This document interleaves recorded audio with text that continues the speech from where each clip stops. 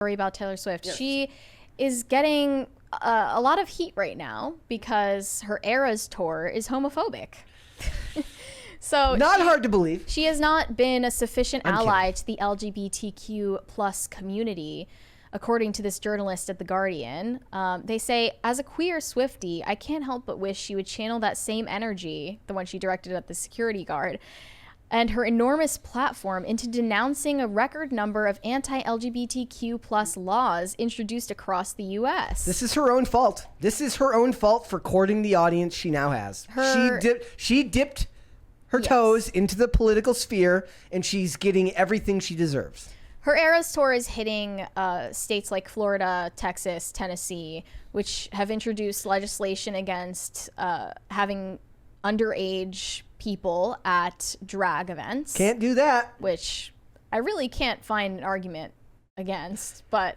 Olivia Clare, who is she's in the chat right now. I think I saw her earlier. She went to... She got some footage at an all ages drag show at a church over the weekend, and it's gross. In one of these states, or it's in Michigan. Oh, okay. And yeah, I mean, that stuff is pervasive in the culture right now. And after she posted it, she said like they doxed her, her information got leaked, they tried to get her expelled, like she's in a graduate school program at school.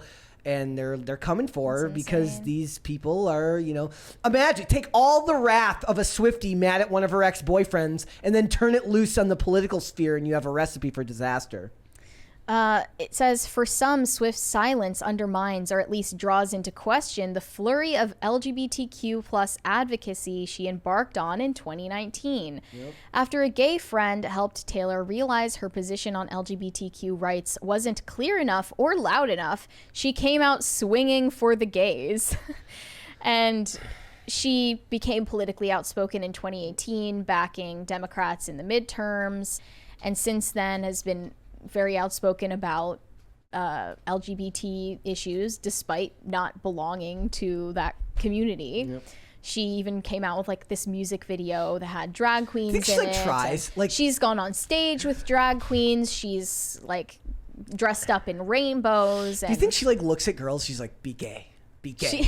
Be gay. And like she tries and it just doesn't work. She's like, it would be really lucrative for her.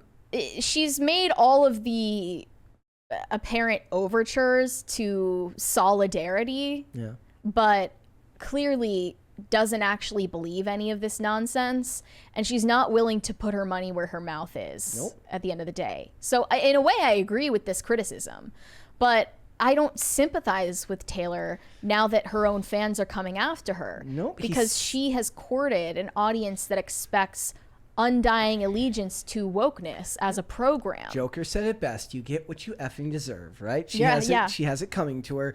And her dad saw this coming. Her dad's like, I don't know if that's such a good idea, sweetie. And her mom are like, what do you know? You're just a stupid man. I think her dad thought he was right, but not in the way he thought. He's a music executive, isn't he? Like he knew what was going to happen.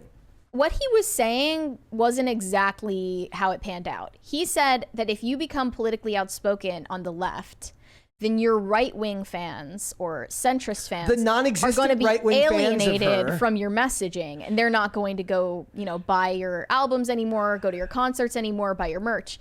So that was what he said. But what he didn't seem to realize, or at least warn her about out loud, was it's really the left-wing fans that you've got to watch out for. They're the fair weather friends. Yeah, they're the fair weather fans who will turn on you the second that you don't march in lockstep with their agenda. She hasn't actually done anything wrong here, other than just not do enough, not speak out enough. You're not doing enough. You're never giving enough money. You're never giving your platform enough. Yeah, somebody's gonna write a second crazy letter with like, the best way you can learn and grow is by donating to very specific charities that champion LGBTQIA plus causes, and then listening as members of the community advocate for what they need, and then learning from their stories. And then they'll give you this creepy communist-esque letter, and you'll have to listen, believe, and do all this stuff. And it's really just a night letter that said, do what we say or else. And it turns into a struggle session. Yeah. Here's another excerpt. It's understandable that many stars are wary about speaking out. Not true. They're not wary at all. Yes, okay, They're they're saying- eager to speak out at any opportunity, particularly when on stage. Audiences have come for a show, not a political rally. I'm not so sure that that's true these days. They're saying she was a country artist to start, so she's got right-wing fans. She has not been country for a decade or longer. In 2007, yeah, she had right-wing fans. I love the song Tim McGraw as much as the next guy. In 2015, you don't need to worry about that anymore. No. In 2018, in 2020, that era of her career is long gone in the past. Yeah. She didn't have anything to worry about losing right-wing fans. And if anything, even so, they don't would care. They would be fine. They're they the don't ones. care. They are the ones who have to learn how to separate art from artists, not Yes. the lefties. Yeah. The right-wing fans. We are the ones, and I don't consider myself especially right-wing, but at least in the context of this story, the people who say all this stupid crap, you have to learn how to read what they say and say, but the movie was good. And then, because you have to be the adult. You have to be the one who can separate fact from fiction, truth from fakeness. We're living through an era of humanitarian and climate crises with a growing backlash against the rights of women, people of color, and LGBTQ plus people. Today's pop stars aren't taking enough radical action. I hate these people. What would they even have the power to do if they did listen to this call to action? Other than Raise just more wave money flags on stage. And raise more money. And she actually has been donating to food banks on every stop of her tour, but that's not enough because it doesn't cater to a certain minority group. Yep. Poor people don't matter to the left. And well, plus, like, look at Disney, right? Like, they're basically pricing out all the poor people from their events and from their,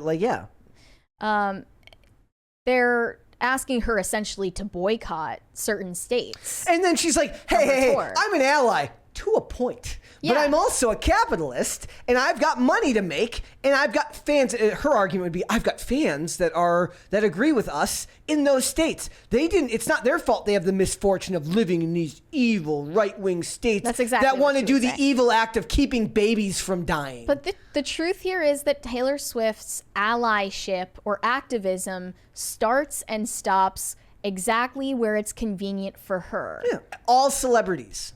Yeah. All of them.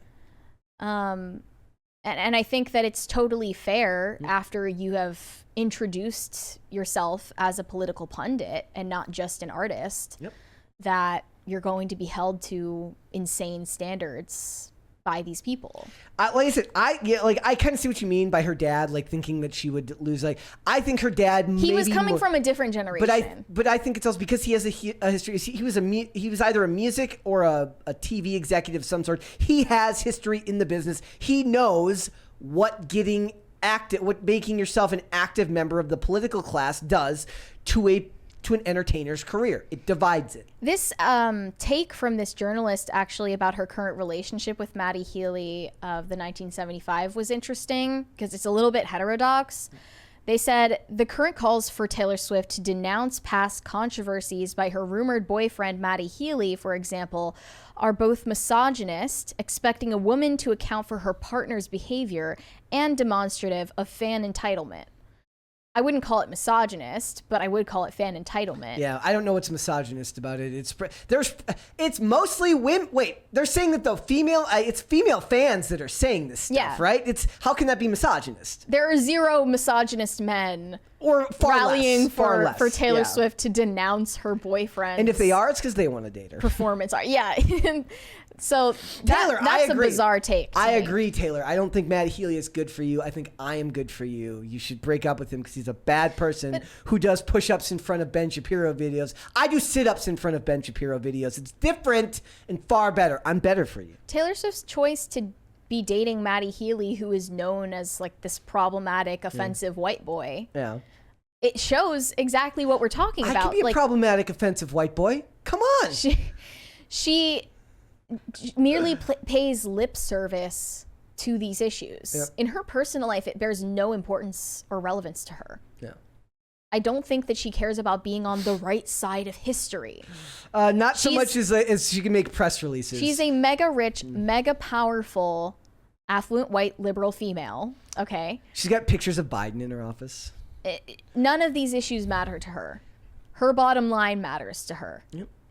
So insofar as talking about LGBT issues will serve that and get her to sell more albums and sell more merch and get more people to subscribe to Speak Now TV, then she'll do it. But if it actually means like shelling out money, it's just rainbow capitalism. It's that. I actually heard an interesting take, I think from Seamus recently, where he said that the reason people talk about a uniparty is because we have one party that exclusively cares about being fiscally right-wing and socially liberal or neutral, and then the other party that only cares exclusively about being socially liberal. Socially, okay.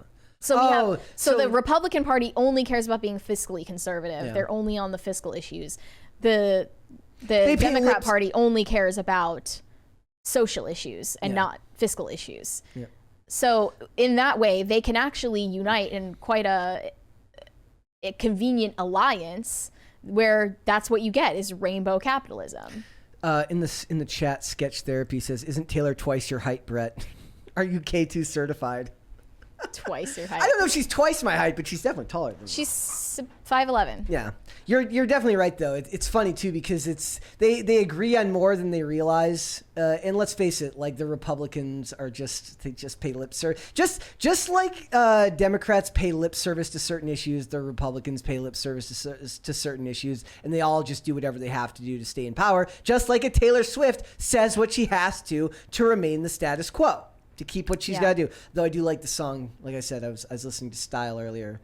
I do like that song. She is legitimately talented, just like J.K. Rowling is. Yep.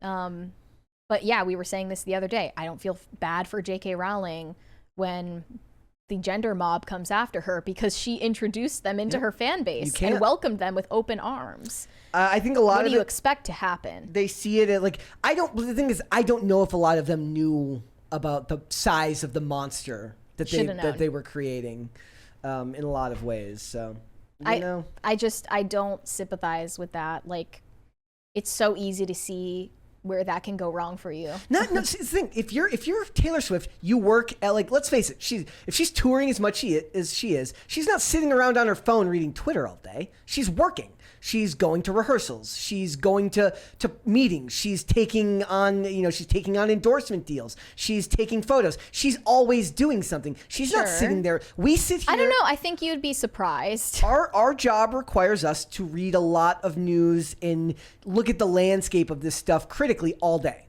I don't know if she does that. She probably pays people to do that, in which case the person whose job it was to tell her that this was a bad idea was the one that failed. But she's surrounded by yes theys. So yes thems. Yeah. She wouldn't have known. She would have been, but at the same time, I don't know how much of that did it help her a whole lot.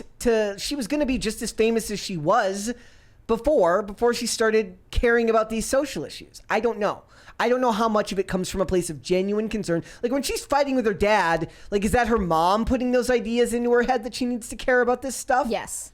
Think so? Yes, because we showed that clip from her documentary on the show where her and her mom are literally yelling at her dad about how it's her moral imperative to become politically outspoken.